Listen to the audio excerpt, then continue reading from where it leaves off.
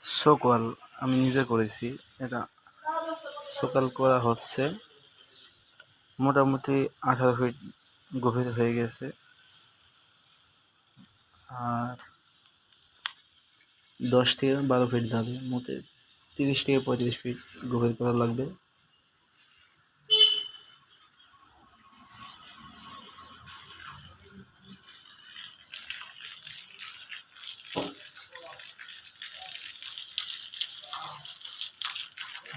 সকাল এদিকে বস্তা চাপা দেওয়া হয়ে গেছে মোটামুটি। কাল সকালে এসে অনেকগুলো উঠছে।